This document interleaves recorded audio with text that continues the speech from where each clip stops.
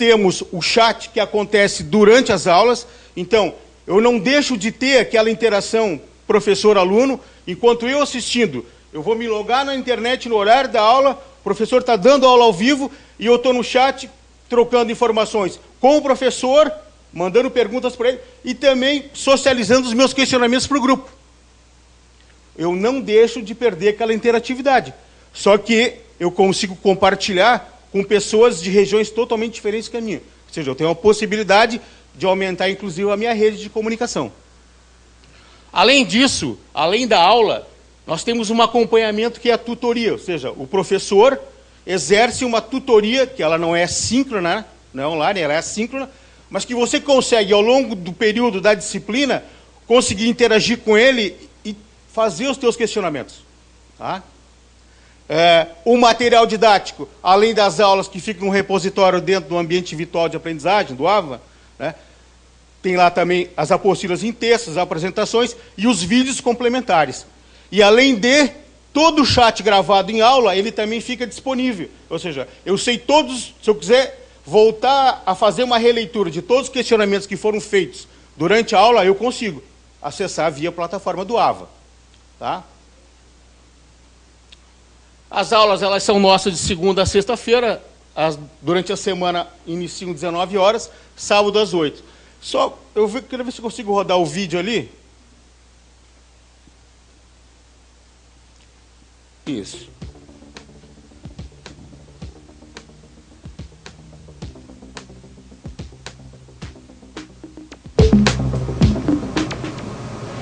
Ok, então, retornando à nossa análise do sistema pelo método de Gauss, o nosso segundo exercício, então, usando essa metodologia em sistemas de potência para um sisteminha de 3 barras. Né?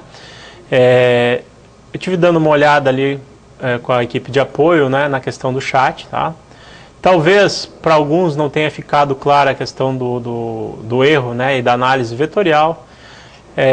Eu vou pegar esse cálculo e vou colocar num arquivo em anexo para que vocês vejam como é que chega essa resposta, mas eu diria assim, ó, na verdade a gente está já previamente estruturado para isso, né? Talvez para quem está fazendo a disciplina e não tem a compreensão final do processo, por talvez já ter feito a graduação há mais tempo, ou realmente ter feito um curso numa área afim, que não exatamente a área de engenharia elétrica, né? Pessoal, o objetivo aqui foi mostrar 2 coisas para vocês. A primeira é que o professor voltou do intervalo, e quando ele faz o intervalo entre aula, quando ele volta do intervalo, tem uma equipe de apoio no estúdio que passa a ele todos os questionamentos que foram realizados no chat. E ele, ao longo, na sequência, ele vai respondendo os questionamentos que foram feitos a ele. Tá? Outra coisa o segundo vocês perceberam que ele vai resolver um exercício, existem alguns questionamentos, algumas dúvidas, ele vai postar um material adicional e vai também replicar para todos. Né? Então, mostra para vocês o quê? Nós não perdemos a interatividade professor-aluno. Tá? Esse ambiente está garantido. Para contato, meu nome, telefone, e-mail, também do meu amigo Túlio, que trabalha comigo, que estava aqui, saiu. Eu só quero agradecer a oportunidade de estar aqui presente, e me colocar à disposição como instituição para poder contribuir dentro desse processo. Eu acredito que todos aqui estão imbuídos da melhor intenção, para que você possa, eu digo, evoluir as questões curriculares e as propostas de como formar o nosso novo engenheiro. Tá bom? Obrigado mais uma vez, uma boa tarde a vocês. Bem, muito obrigado, professor. Agora, a honra de ter aqui o nosso presidente da Associação Brasileira de Engenharia, ex-reitor da UERJ, professor Nival Nunes. Obrigado, meu amigo Weber. Né? Já agradeci aí a oportunidade, mas eu começo pelo nosso presidente do Clube de Engenharia. Ele falou o seguinte, se eu não estiver errado, o Bittencourt me corrija, nós vamos estudar o que está acontecendo e vamos propor alguma coisa. O que ele fez na realidade? Ele fez um ato político. E nós estamos fazendo política. Há várias formas de fazer política. Uma, a política através dos atores sociais. O Clube de Engenharia e o CREA são atores sociais. A outra, através da arena social. A outra, através do ciclo da política. Se nós elegermos aqui um A ou B, eles têm uma agenda política, ou identificam a política que vão fazer, vão formular nessa agenda, vão tentar implementar, depois vão avaliar. Né? O que nós estamos fazendo aqui é tentar levar para algum lugar, talvez o Conselho Nacional de Educação, para discutir numa arena social uma política pública. Uma política pública de formação de engenheiros. E a gente tem a percepção que a gente tenha aumentado o número de alunos de engenharia. Por quê? Por causa da economia. Quando a economia está baixa, não tem engenheiro. As escolas caem, né, o número de procura. Então, a primeira coisa que a gente tem que pensar, qual é a política econômica que nós vamos ter no futuro governo, né, fora da política da nossa salvação, e como a gente vai empreender esforços nessa arena, né, para a gente desenvolver uma política pública. Se não fizer isso, não adianta ficar falando que o... Né, cadê o Marco Aurélio? Está aqui? Né, que o empresário não quer contratar, né, me desculpe, né, que a CNI não faz nada, não é isso que ele falou, né? Mas o que eu estou querendo dizer é o seguinte, eu estou trabalhando com a CNI há 10 anos, trabalhando para que ela se sensibilize, porque nós fizemos um trabalho em 1996, né, que foi o REENGE, não sei se vocês conhecem, reestruturação dos cursos de engenharia no Brasil. Foram 70 milhões de dólares. Aí a gente conseguiu motivar esse ecossistema de escola de engenharia. Estou colocando um nome novo aqui, tá, Bittencourt? Ecossistema. Tem ecossistema de inovação? Tem ecossistema de escola de engenharia, onde a gente tem fatores externos e internos para formar. E outra coisa, a gente não pode ficar pensando só no Rio de Janeiro. E também não adianta ficar pensando só em universidade. Por quê? A gente vê, olha, nós devemos formar assim, assado, etc, etc. Né? Pensando que tudo é aluno do IME, ou é aluno do ITA. Não é assim. Nós temos vários tipos de alunos e inserções sociais. Nós temos 3 tipos de instituições superiores no Brasil.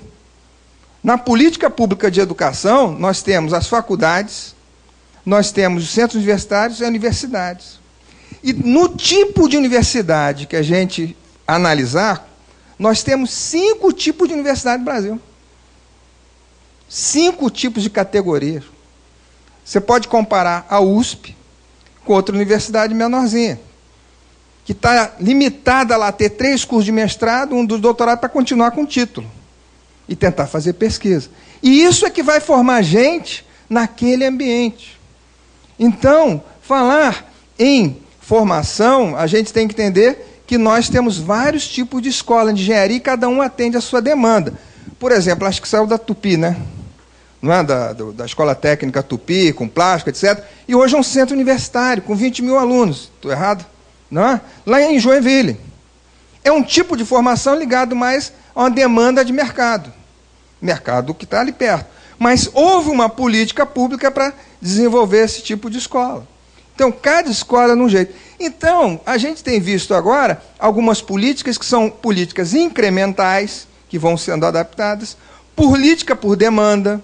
Por exemplo, Pronatec é uma política por demanda, né? O ProUni, outra política, o Reúne, outra política, de uma arena social. O Reúne sai de onde? Da Andifes, da Associação Nacional de Dirigentes de Instituições Federais de Ensino. Então a gente tem que entender o processo. E se a gente olhar bem, o número de campos regionais, tanto dos Institutos Federais de Educação, Ciência e Tecnologia, quanto as universidades federais, se nós fizermos a análise do INEP, se pegar a estatística, nós diminuímos a evasão. Por quê? Colocamos mais vaga pública, nada contra as universidades particulares, e os alunos motivados através de bolsas. Quando você tem isso e tem economia, a gente tem mais aluno, diminui a evasão. Não é? Então, a gente tem que analisar isso de uma forma bem análise de política. Né? E, por favor, rapidamente, né? Tem algumas coisas que nós já superamos com várias discussões. Brant, pode passar. Né? A crise econômica do início lá e a crise agora de 2008. Eu não sei como é que a Marola vai atender a contratação de alunos de engenharia, de egressos. 2008 está batendo a porta agora. Né? Então, a gente tem que analisar o que a gente vai fazer com os nossos cursos. Né? Por favor. Né?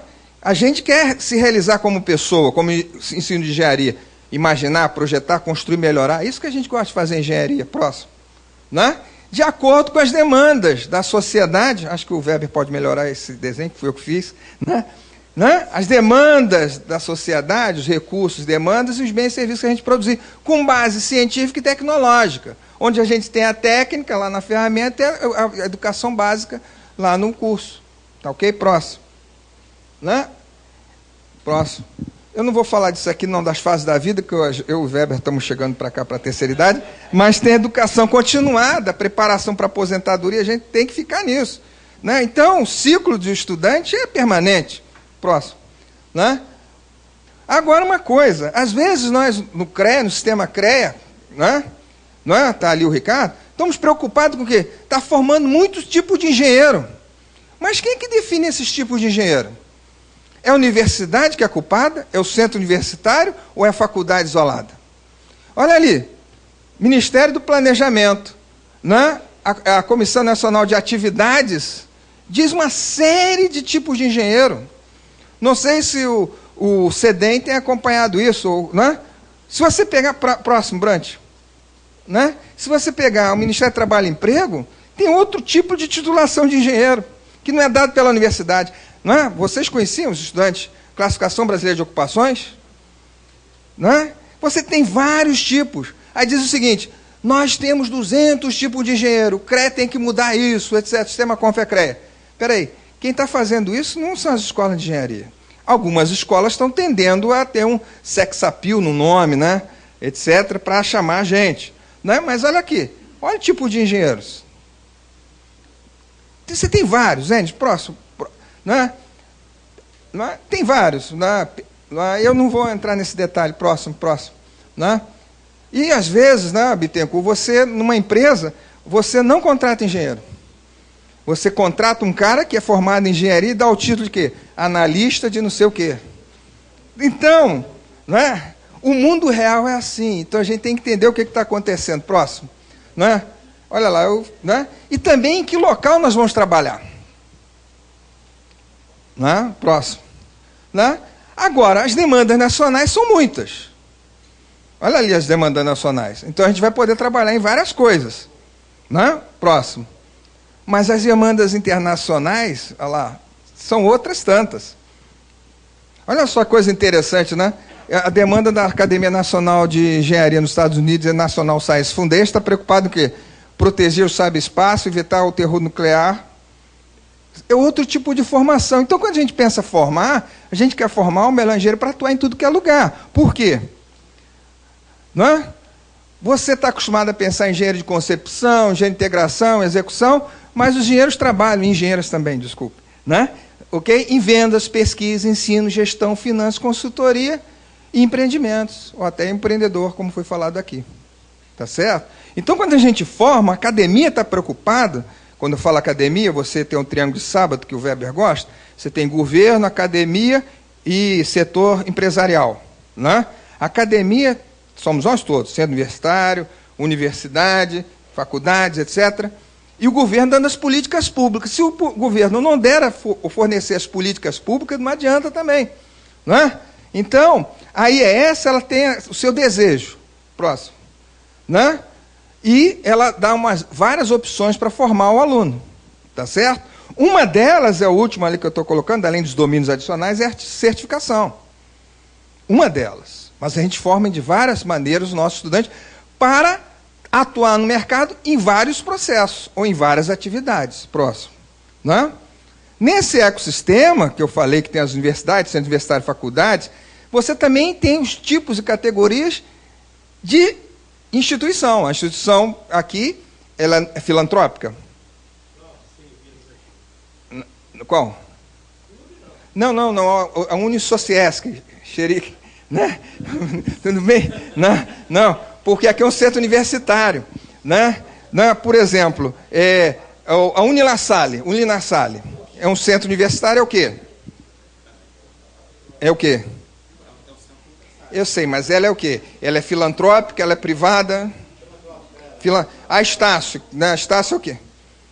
A Veiga.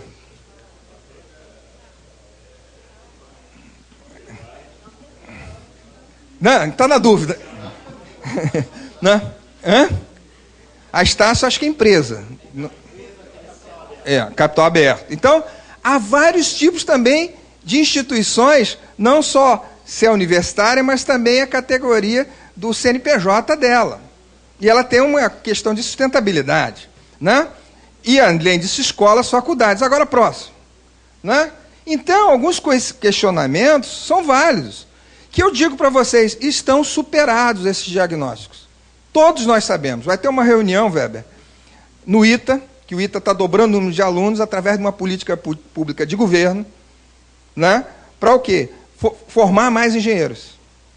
O ITA está com essa política. O IME também está entrando nessa política, talvez vá lá para a Barra de Guaratiba, o CTX. Né? Também é uma política pública. O governo entendeu, né, que aquilo é uma demanda e vai fazer. Né?